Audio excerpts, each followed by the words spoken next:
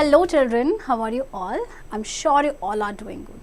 Let's start today's chapter, Respiration in Plants and Animals. Introduction.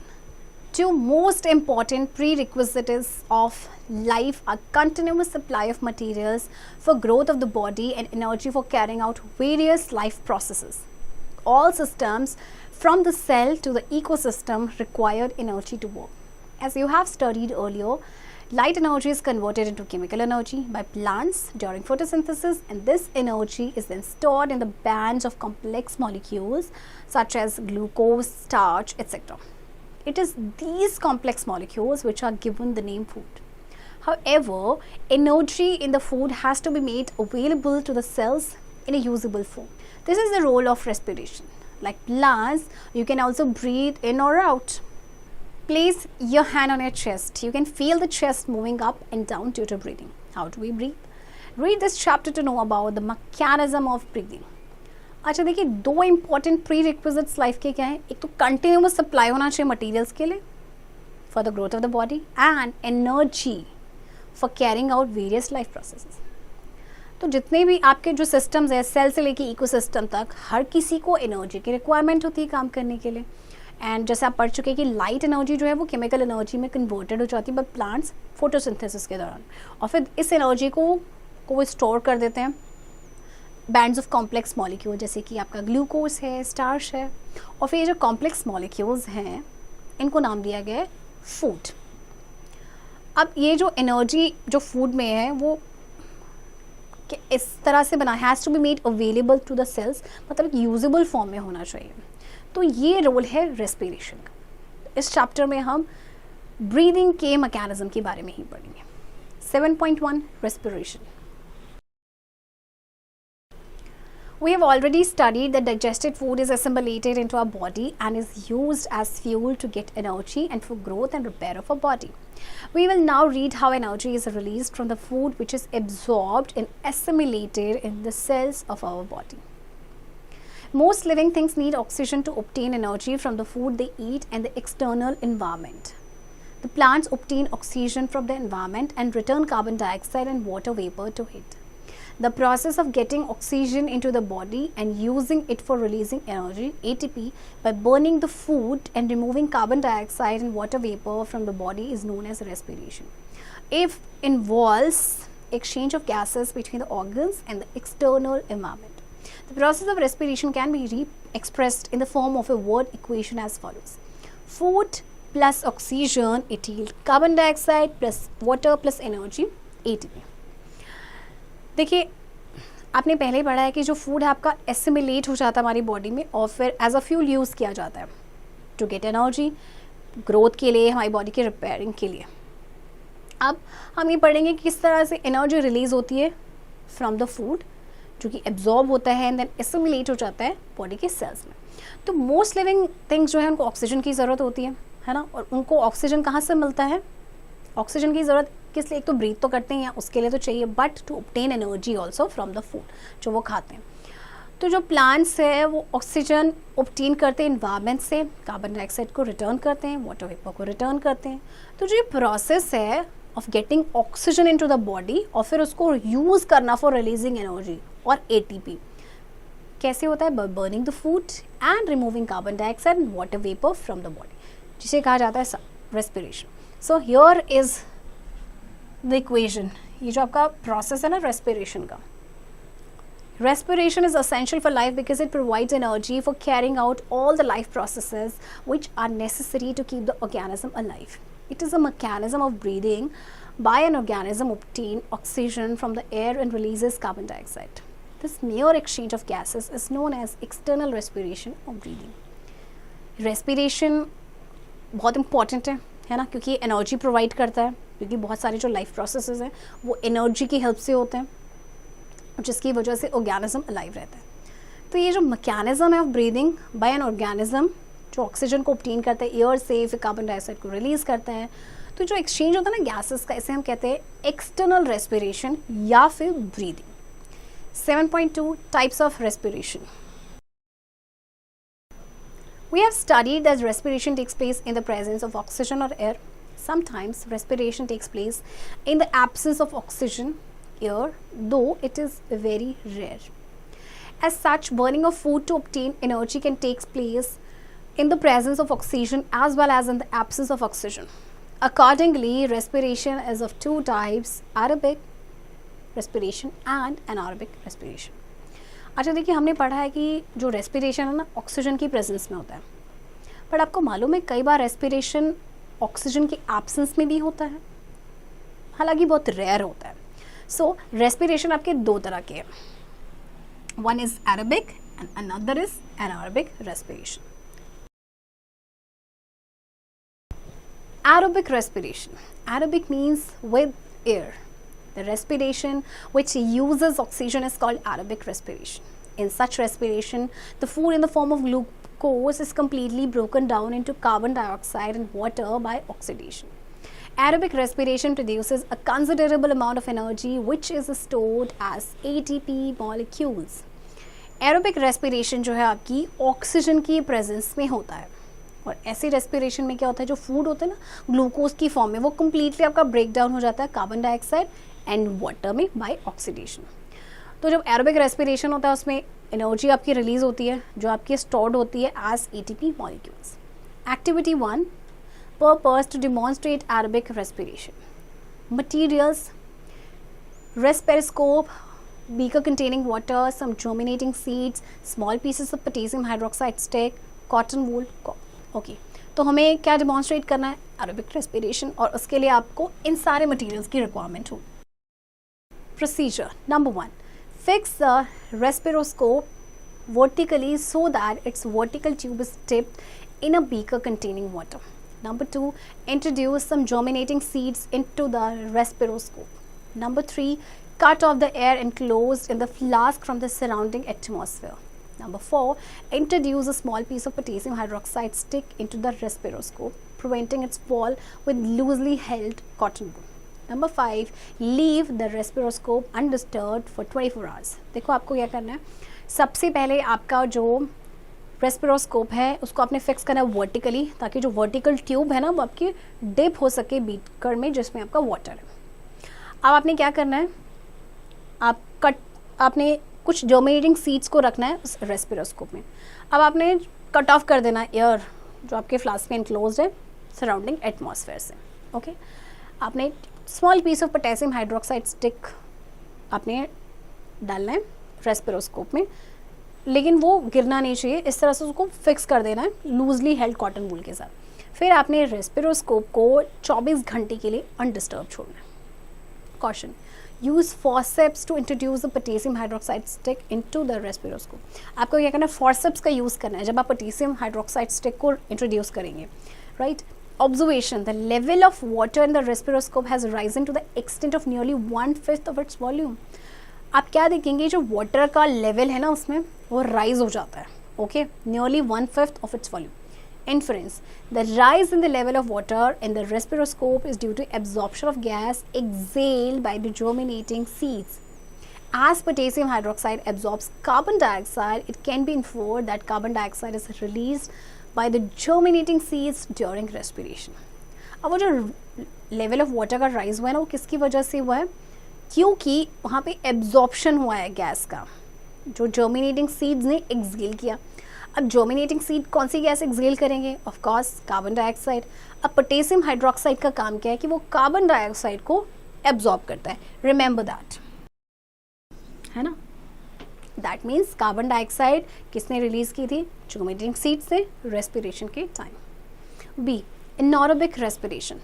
Literally anaerobic means without air. The respiration which takes place in the absence of oxygen is called anaerobic respiration. Microscopic organisms like yeast and some bacteria obtain energy by anaerobic respiration. Here, the microorganisms break down food into ethyl alcohol and carbon dioxide and release energy. This process is also known as fermentation. अब anaerobic respiration आपका होता है without oxygen, यानी कि oxygen की absence में.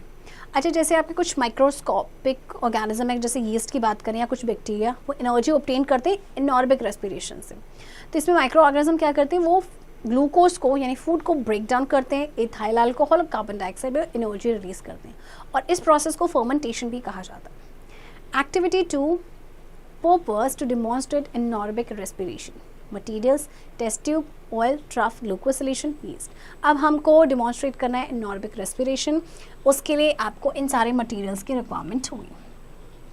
Take a test tube, fill it with glucose solution and add yeast to it. Pour oil in the test tube so that the thin layer of oil on the top of the solution prevents contact with air. The no oxygen gets dissolved. Now insert a thin glass tube bent twice at right angles in the test tube through the rubber stopper. Make the other end of the tube dip in the beaker containing lime water. Keep the test tube in a beaker containing warm water. Leave the setup undisturbed for some time. After some time, you will see that lime water in the beaker turns milky. This happens because yeast performs anaerobic respiration in the absence of oxygen and releases carbon dioxide. आपने सबसे पहले क्या करना है, एक test tube लेना है, उसमें ग्लूकोज सोल्यूशन डालना है, फिर यीस्ट को ऐड करना है, ऑयल डालना है टेस्ट ट्यूब में, जिससे कि जो लेयर होगी ना ऑयल की वो टॉप आ जाएगी सोल्यूशन में, जिससे कि वो एयर के कांटेक्ट में नहीं आएगी। इसका मतलब कोई ऑक्सीजन डिजॉल्व नहीं हो पाएगी, राइट। अब आपने पतली सी ग्लास ट्यूब को इंसर्ट करना है, उसको पहले बेंड करना है राइट एंगल पे, और फिर उसको इंसर्ट करना है टेस्ट ट्यूब में रबर स्टॉपर के थ्रू। फिर आपने जो दूसरा एंड है ट्यूब का वो डिप करना है बीकर जिसमें आपका लाइम वाटर हो, ओके, मतलब कि इस वाले बीकर में इसमें आपका लाइम वाटर है, ओके। नाउ अब आपने टेस्ट ट्यूब को बीकर में रखना है जिसमें आपका वार्म वाटर हो, इस बीकर में आपका वार्म वाटर है, राइट। फिर आपने सेटअप को कुछ टाइम के लिए अनडिस्टर्ब छोड़ना है। कुछ टाइम के बाद आप देखेंगे जो लाइम वाटर है ना बीकर में, दिस लाइम वाटर ये आपका मिल्की हो जाएगा। ऐसा क्यों हुआ? क्योंकि जो यीस्ट है उन्होंने एनारोबिक रेस्पिरेशन परफॉर्म किया ऑक्सीजन की एब्सेंस में, बिकॉज ऑक्सीजन तो था ही नहीं, हमने यहाँ पे ऑयल डाला हुआ था, है ना। और उसके बाद उन्होंने क्या किया, जब एनारोबिक रेस्पिरेशन हुआ तो उन्होंने कार्बन डाइऑक्साइड रिलीज किया। 7.3 differences between aerobic and anaerobic respiration. Though the work of both types of respiration is to produce energy by breaking down the food, yet they have some differences which are tabulated below. चलिए देखते हैं difference क्या है aerobic और anaerobic respiration. हालांकि दोनों ही process में क्या होता है, एनर्जी प्रोड्यूस होती है, but still there are so many differences. Let's check out. Number 1, aerobic respiration. It takes place in the presence of oxygen. Anaerobic respiration, it takes place in the absence of oxygen. Aerobic respiration, glucose is completely broken down. Anaerobic respiration, glucose is partially broken down.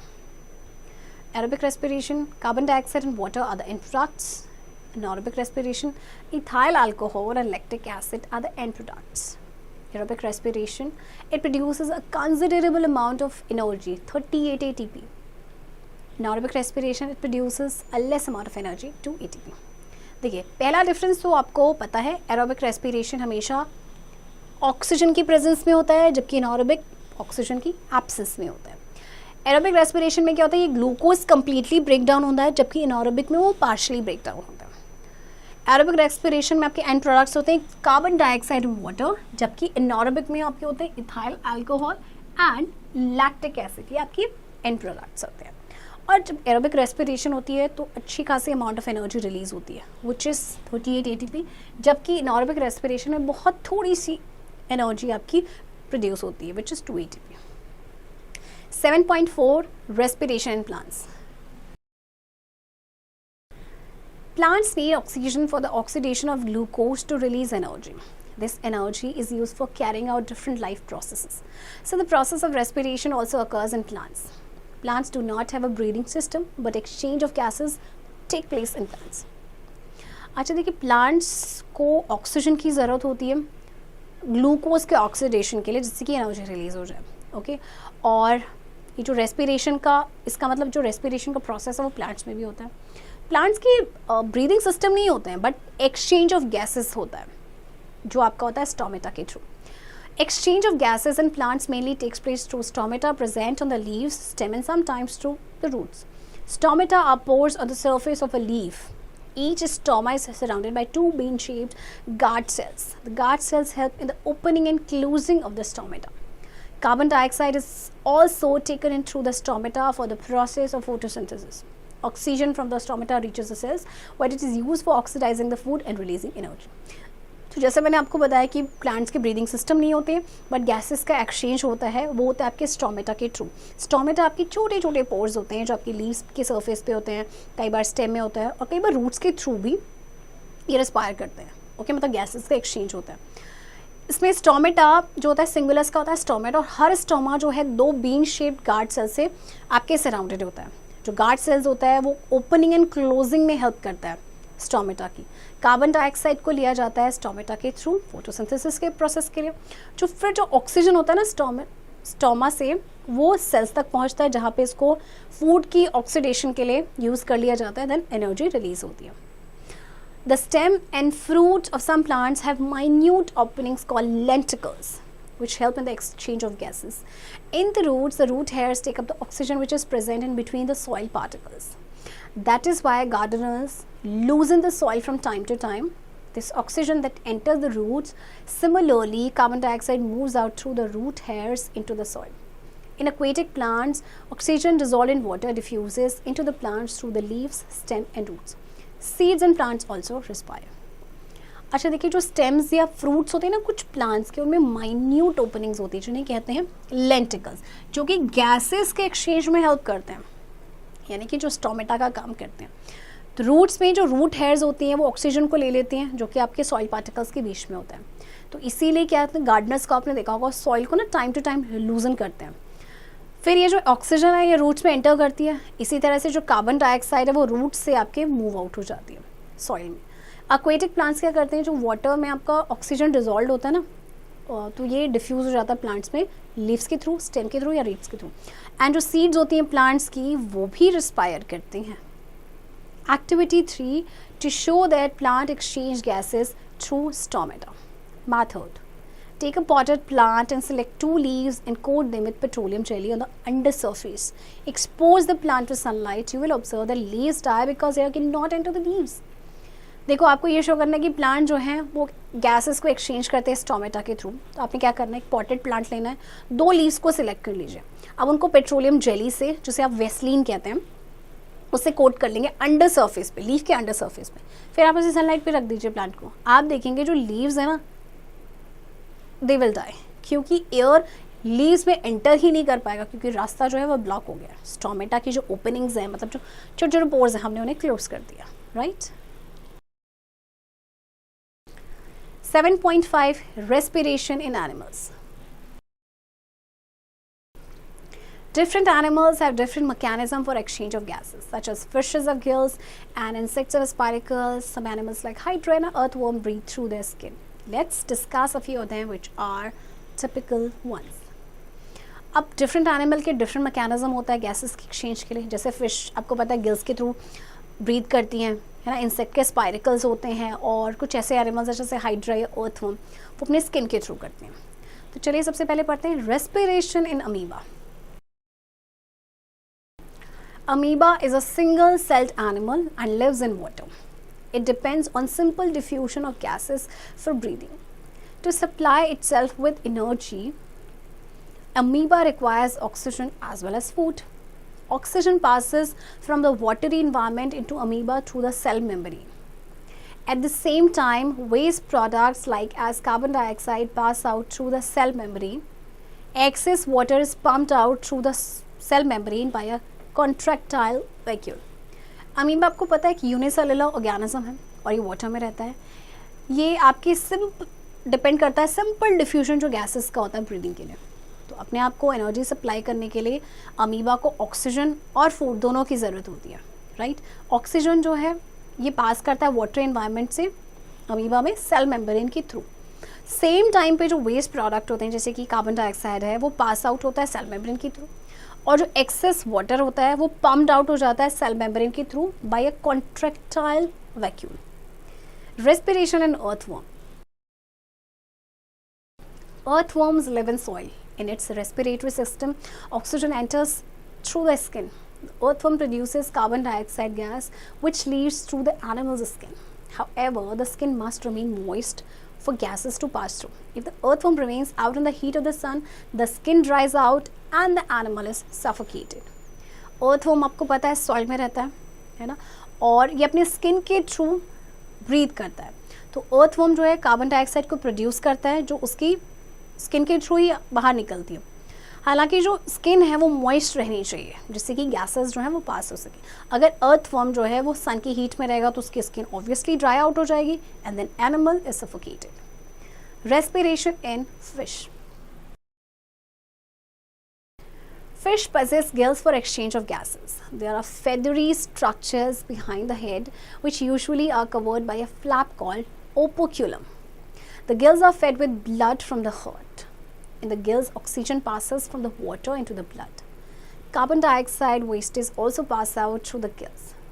Several aquatic creatures which look like large fishes have lungs instead of gills and have to come to surface to breathe.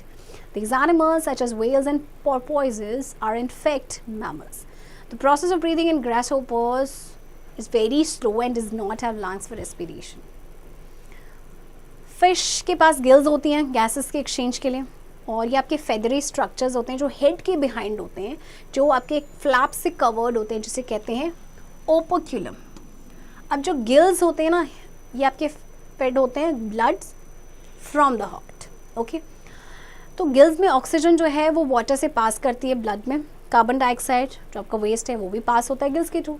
तो बहुत सारे aquatic creatures हैं जो बड़ी बड़ी fish की तरह दिखते हैं, उनके पास एक्चुअल में लंग्स होते हैं, गिल्स नहीं होते हैं. तो ये क्या करते हैं, जैसे वेल्स एंड पॉपाइज की बात करें, ये आपके मैमल्स हैं और इनको सांस लेने के लिए क्या करते हैं, ये सरफेस पे आते रहते हैं, राइट. और जो प्रोसेस है ब्रीदिंग का ग्रास होपर में बहुत ही स्लो होता है क्योंकि उसके पास लंग्स नहीं होते हैं रेस्पिरेशन के, इंस्टेड उसके पास स्पाइरकल्स होते हैं. Respiration in tadpoles. Tadpoles possess gills for respiration. In an adult frog, exchange of gases takes place through the skin, buccal cavity and lungs. Tadpoles के पास गिल्स होते हैं रेस्पिरेशन के लिए, और एडल्ट फ्रॉग के पास जैसे जो है एक्सचेंज होता है गैसेस का स्किन के थ्रू होता है, बकल कैविटी और लंग्स के थ्रू. Respiration in grasshopper. Grasshoppers breathe through tiny holes on their body called spiracles. Oxygen enters the spiracles and reaches all parts of the body through a network of thin air tubes called trachea.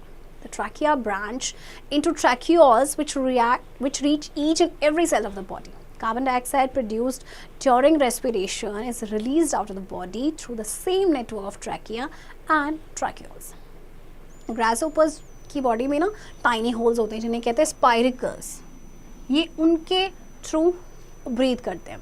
Oxygen जो है spiracle के through enter करती है और body के हर part तक पहुंचती है. इसमें एक network of thin air tubes होता है जिसे कहते हैं ट्रैकिया. और फिर उसके बाद जो ट्रैकिया है वो ट्रैक्यूल्स में आपका ब्रांच आउट हो जाता है जो आपके हर सेल तक पहुंचता है. कार्बन डाइऑक्साइड जो प्रोड्यूस होता है रेस्पिरेशन के दौरान फिर वो बॉडी से रिलीज होता है. सेम नेटवर्क है ट्रैकिया और ट्रैक्यूल्स का. 7.6 respiration in humans. Organisms combine oxygen with the products of digestion to produce energy. The energy is used to perform all the work of the organisms. The process by which living things take in oxygen and use it to produce energy is called respiration. Organism देखिए क्या करते हैं, oxygen को combine करते हैं किसके साथ, digestion के प्रोडक्ट के साथ, टू प्रोड्यूस एनर्जी. फिर एनर्जी को यूज़ किया जाता है. ओके तो ये जो प्रोसेस है जिसमें लिविंग थिंग्स ऑक्सीजन लेते हैं उसको यूज़ करते हैं to produce energy is called respiration. The waste gas carbon dioxide is also produced during respiration. It is the job of getting oxygen into the body and removing carbon dioxide and water vapor is the main task of the respiratory system. तो आपका जो waste gas है carbon dioxide है ये भी respiration के time पे produce होता है. तो जो जॉब है ना ऑक्सीजन लेने का इनटू द बॉडी और जो रिमूव करते हैं कार्बन डाइऑक्साइड और वाटर वेपर वो मेन टास्क होता है रेस्पिरेटरी सिस्टम का. This happens automatically when you breathe. You have read how oxygen is carried by the blood to the body cells. In the cells, this oxygen is combined with food to produce energy that the body can use. This is in brief the drill of respiration in humans. The detailed description of respiration in human is given as follows. तो देखिए जब ये automatically होता है ना, जब हम breathe करते हैं तो किस तरह से, देखिए आपको पता है कि ऑक्सीजन जो है वो कैरी करता है ब्लड टू बॉडी सेल्स, फिर सेल्स में ये ऑक्सीजन जो है वो फूड के साथ कंबाइन होकर एनर्जी प्रोड्यूस करती है जो बॉडी यूज़ करती है. तो चलिए अब इसे हम डिटेल में पढ़ते हैं. Number 1, the nose and throat. You take in air through the nostrils or openings of the nose. If the air is cold, as it may be in winter, it is quickly heated by warm blood that passes through blood vessels near the inner lining of the nose. At the same time, mucus in the nose moisten the air. Finally, both large and tiny hair in the nose help to clean the air in your nose by trapping dust particles and microscopic organisms like bacteria. Now, the moist clean air moves into your throat and from there through the windpipe goes deeper into respiratory system. तो देखिए सबसे पहले हमारे जो nostrils होते हैं उनके through हम एयर को लेते हैं, है ना. nostrils are the openings of the nose. अगर एयर कोल्ड है जैसे कि विंटर में होता है तो क्विकली हीट अप हो जाती है by warm blood and then वो आपके ब्लड वेसल्स में जाती है नोज़ के इनर लाइनिंग में. ओके, और सेम टाइम पे आपके नोज़ में म्यूकस होता है जो एयर को मॉइस्चर करता है. फिर फाइनली जो दोनों लार्ज और टाइनी हेयर होते हैं ना, कि नोज़ के अंदर छोटे छोटे हेयर्स होते हैं, वो क्या करते हैं, वो एयर को क्लीन करते हैं. मतलब जितने भी जो डस्ट पार्टिकल्स होते हैं या माइक्रोस्कोपिक ऑर्गेनिज्म होते हैं जैसे कि बैक्टीरिया, उसको ट्रैप कर लेते हैं. अब ये मॉइस्ट क्लीन एयर जो है वो आपके थ्रोट से मूव करती है थ्रू द विंड पाइप, फिर वो डीपर जाती है रेस्पिरेटरी सिस्टम पे. Number 2, trachea and bronchi. As you breathe, air passes down the throat into the trachea. Soon the air reaches a place where the trachea branches into 2 tubes. Each of these tubes is called the bronchus. Each bronchus further branches into smaller and smaller tubes. The thinnest branches lead to grape-like cluster of tiny balloons called alveoli. The alveoli make up most of the tissue of the lungs, the main organs of respiration. Each thin-walled alveolus is surrounded by a network of capillaries. It is here that the blood picks up its cargo of oxygen from the air. Oxygen from the alveoli passes into the blood flowing in the capillaries. Meanwhile, the waste gas carbon dioxide passes from the blood into the alveoli and within seconds you breathe out this waste gas. अब देखिए आपने knows से breathe in किया, जैसे हम breathe in करते हैं तो एयर जो है थ्रोट से पास होकर ट्रैकिया में जाती है, और जैसे ये ट्रैकिया में जाती है यहाँ पे ना ब्रांच हो जाती है 2 ट्यूब्स में, जैसे कहते हैं ब्रोंकस. फिर ब्रोंकस फर्दर आपके ब्रांच हो रखे हैं छोटे छोटे ट्यूब्स में. तो जो थिनेस्ट ब्रांच जो लीड करती है ना वो ग्रेप लाइक क्लस्टर होता है आपके छोटी छोटी बलून्स का, जिसे हम कहते हैं एल्वियोली. एल्वियोली क्या करता है, जो मोस्ट ऑफ द टिश्यूज है लंग्स के उनको बनाता है. ओके, जो मेन ऑर्गन होता है रेस्पिरेशन का. फिर हर थिन वॉल जो एल्वियोलिस की है वो सराउंडेड है एक नेटवर्क ऑफ कैपिलरीज से. यहाँ पे जो है ब्लड क्या करता है, ऑक्सीजन को पिक करता है एयर से. फिर ऑक्सीजन जो एल्वियोली से पास हो जाती है इनटू द ब्लड जो आपकी कैपिलरीज में फ्लो कर रही है, और जो वेस्ट गैस है कार्बन डाइऑक्साइड वो ब्लड से पास होके जाती है एल्वियोली में विद इन सेकेंड्स, और फिर हम उसको ब्रीद आउट करते हैं. 7.7 mechanism of breathing. Look down at your chest as you breathe in and out. What do you see? As you take in a breath, your chest expands. As you let the air out, your chest becomes smaller. Why? Let's discuss. When you're about to take a breath, the muscles attached to your ribs contract and pull upward and outward. At the bottom of your chest, another muscle called the diaphragm also contracts and pulls down the bottom of your chest. Both these actions make the chest expand. Suddenly, there is more space in it. This causes a very interesting thing to happen. The air pressure in your lungs goes down. As a matter of fact, the pressure in your lungs instantly becomes lower than the pressure of the air around you. This difference in pressure forces the air to rush into your lungs. So your chest must expand before you breathe in or inhale.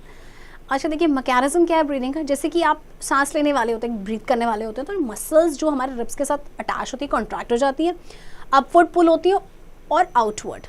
तो जो हमारी bottom of chest में एक दूसरा muscle होता है जिसे कहते हैं हम diaphragm. See this is diaphragm. Okay, ये भी कॉन्ट्रैक्ट होती है. फिर ये क्या करता है, जो चेस्ट का बॉटम पार्ट है उसको पुल डाउन करते हैं. तो ये जो एक्शंस होते हैं ना, इनकी वजह से चेस्ट एक्सपेंड होती है, फिर सडनली बहुत सारा स्पेस हो जाता है। इसकी वजह से एक बहुत ही इंटरेस्टिंग चीज़ होती है, जो एयर प्रेशर होता है हमारे लंग्स का, इट गोज़ डाउन, और जो प्रेशर हमारे लंग्स में होता है ना, इंस्टेंटली वो लोअर हो जाता है then the pressure of the air जो हमारे अराउंड है। और इस डिफरेंस की वजह से जो प्रेशर है, डिफरेंस जो आता है प्रेशर में, वो क्या करता है, एयर को फोर्स करता है to rush into our lungs. तो इसीलिए हमारी चेस्ट जो है इट मस्ट एक्सपेंड, मतलब इनहेल करने से पहले या ब्रीद इन करने से पहले इसको एक्सपेंड होना होता है। The reverse happens when you breathe out or exhale. Your chest muscles relax. The space in your chest becomes lesser. The air pressure becomes greater inside than outside. As a result, air rushes out of your lungs at it would out of a squeezed balloon. अच्छा, और जब हम Excel करते हैं, breathe out करते हैं, तो just इसका रिवर्स होता है। हमारी जो चेस्ट मसल्स होती हैं रिलैक्स हो जाती हैं। अब जो स्पेस पहले बहुत ज़्यादा था चेस्ट में, अब वो लेस हो जाता है। अब एयर प्रेशर जो है वो इनसाइड हमारी बॉडी के अंदर वो ज़्यादा हो जाएगा कंपैरेटिवली आउटसाइड, जिसकी वजह से एयर जो है हमारे लंग्स से रश आउट करेगी। Okay, activity 4, what is excelled air? In the presence of carbon dioxide, bromethymol blue solution turns green or yellow. Fill 2 test tubes with 10 ml of water and a few drops of bromethymol blue solution. Label the tubes as A and B. Using a drinking straw, gently blow air into the liquid in test tube A. Compare the test tube. What happened to the test tube? Explain what was the purpose of the test tube B. देखिए, carbon dioxide की presence में ना, ये जो आपका solution है ब्रोमथाइमोल blue solution, ये आपका ग्रीन या येलो हो जाता है। तो आपको करना क्या है, 2 टेस्ट ट्यूब फिल करनी है, दोनों में 10 ml वाटर डालना है और कुछ ड्रॉप्स डालनी है ब्रोमथाइमोल ब्लू सोल्यूशन की। अब उनको लेबल करना है ए या बी। फिर ड्रिंकिंग स्ट्रॉ से आपने एयर को जेंटली ब्लो करना है टेस्ट ट्यूब ए में। फिर दोनों टेस्ट ट्यूब्स को आपने कंपेयर करना है और जो भी ऑब्जर्वेशंस होगी आपने उन्हें लिखना है, नोट डाउन करना है। Activity 5, measuring the volume of exhaled air, carbon dioxide. अब हमें जो एक्सेल हमने की है एयर यानी कार्बन डाइऑक्साइड, उसका वॉल्यूम मेजर करना है। Purpose, in this activity you will measure the volume of air you normally exhale. Okay, materials per group, 2 liter plastic bottle, water, red food coloring, 2 hole rubber stopper fitted with 10 and 20 centimeter long pieces of glass tubing, 35 centimeter long rubber tubing, 25 centimeter long rubber tubing, 250 ml graduated cylinder। तो आपको इन सारे materials की requirement होगी। तो इस activity में हमने major करना है कि हम जनरली जो एक्सेल करते हैं एयर, उसका वॉल्यूम कितना है। Procedure, fill a 2 liter plastic bottle about 4/5 full of water. Add several drops of red food coloring to the water. Cover the bottle snugly with the 2-hole rubber stopper that has been fitted with glass tubing. Be sure that the lower end of the longer glass tubing extends well below the surface of the water. Also, make sure that the end of the shorter length of the tube does not extend into the water. Using a gentle twisting motion, carefully insert the longer length of glass tubing into the longer length of rubber tubing and place the free end of the longer length of the rubber tubing in a large, empty graduated cylinder. Repeat for the shorter lengths of glass and rubber tubing. After inhaling normally, exhale normally into the shorter length of rubber tubing. The exhaled air will cause an equal volume of water to be displaced through the other length of tubing into the cylinder. Record the volume of this displaced water in ml. Repeat this procedure 2 more times carefully and observe. आपने देखिए क्या करना है, 2 litre जो plastic की bottle है उसमें 4/5 आपने वाटर भरना है। उसमें बहुत सारी ड्रॉप्स आपने डालनी है रेड फूड कलरिंग की वाटर में। फिर बॉटल को आपने कवर करना है 2 होल रबर स्टॉपर के साथ, जो कि आपके फिटेड होंगे ग्लास ट्यूबिंग के साथ। तो अपने देखने मेक श्योर करना है कि जो लोअर एंड है लॉन्गर ग्लास ट्यूबिंग का, वो एक्सटेंड हो जाए अच्छे से वाटर के सरफेस के नीचे। एंड आपको ये भी मेक श्योर करना है कि जो एंड है ना shorter length of glass tubing का, वो एक्सटेंड ना हो वाटर में। फिर आपने एक जेंटल ट्विस्टिंग मोशन की हेल्प से यूज़ करते हुए केयरफुली आपने जो लॉन्गर लेंथ है ग्लास ट्यूबिंग की, उसको इंसर्ट करना है रबर की किसमें longer length of rubber tubing की, और उसको प्लेस करना है जो फ्री एंड है लॉन्गर लेंथ का रबर ट्यूबिंग का एक लार्ज एम्प्टी ग्रेजुएटेड सिलेंडर में। ओके, रिपीट आपने करना है शॉर्टर लेंथ ऑफ ग्लास के साथ एंड रबर ट्यूबिंग के साथ। फिर इनहेल करने के बाद नॉर्मली, एक्सेल करना है normally shorter length of rubber tubing में। तो जो एक्सेल्ड एयर होगी वो क्या करेगा, जो इक्वल वॉल्यूम ऑफ वाटर है ना वो डिस्प्लेस हो जाएगा through the other length of tubing into the cylinder. आपने इसके बाद जो आपका वाटर डिस्प्लेस हुआ है ना उसका वॉल्यूम को रिकॉर्ड करना है मिलीलीटर में। इस प्रोसीजर को आपने रिपीट करना है 2 और ज़्यादा टाइम केयरफुली, और फिर ऑब्जर्व करना है। Observation and calculation. Calculate the average of 3 readings you obtained by adding the numbers together and dividing the total by 3. This is the average volume of air you exhale per breath. अच्छा, आपने क्या करना है, आपने average निकालना है 3 readings का। तीनों जो भी आपकी रीडिंग्स आई हैं तीनों को ऐड करके 3 से डिवाइड करेंगे तो ये एवरेज वॉल्यूम आ जाएगा एयर का जो आपने एक्सेल किया per breathe. Count the number of breaths you normally take in 1 minute. Calculate the average volume of air you exhale per minute by multiplying the number of breaths you take per minute by the average volume of air you exhale per breath. अब आपने क्या करना, number of breathes आपने count करना जो normally आप लेते हैं, टेक इन करते हैं 1 मिनट में। फिर आपने कैलकुलेट करना है एवरेज वॉल्यूम ऑफ एयर जो आप एक्सेल करते हैं पर मिनट। कैसे करेंगे, आप मल्टीप्लाई करेंगे नंबर ऑफ ब्रीथ्स को जो आपने पर मिनट लिए by the average volume of air जो आपने एक्सेल किया पर ब्रीथ।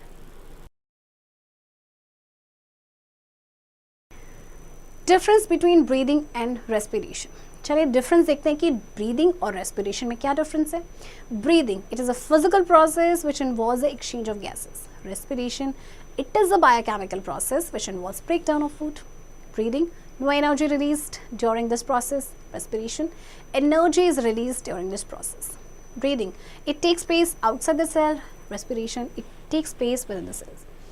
देखिए, this difference is very important. Breathing and respiration. Breathing आपका एक फिजिकल प्रोसेस है जिसमें आपका इन्वॉल्व होता है ओनली एक्सचेंज ऑफ गैसेस, यानी ऑक्सीजन टेक इन करना, कार्बन डाइऑक्साइड को एक्सेल करना, that's it, this is breathing. But respiration आपका एक बायोकेमिकल प्रोसेस होता है जिसमें आपका फूड का ब्रेकडाउन होता है। जब ब्रीदिंग होती है तो कोई एनर्जी रिलीज नहीं होती, लेकिन जब रेस्पिरेशन होता है तो एनर्जी रिलीज होती है। ब्रीदिंग आपके सेल के आउटसाइड होती है जबकि रेस्पिरेशन आपके विद इन द सेल होता है। Key points, all living things need oxygen to obtain energy from the food they eat. The process of getting oxygen into the body and using it for releasing energy by burning food and removing carbon dioxide and water from the body is called respiration. Respiration is essential for life because it provides energy for carrying out all the life processes. Respiration takes place in the presence of oxygen, which is known as aerobic respiration. Respiration may also take place in the absence of oxygen, which is known as anaerobic respiration. Most plants respire by the process of diffusion. Different animals have different mechanism for exchange of gases. Grasshoppers breathe through tiny holes on the body called spiracles. Human beings have lungs and their breathing organs. Children, I hope आपको ये chapter समझ आया होगा and इस chapter की practice अब आप खुद से करेंगे।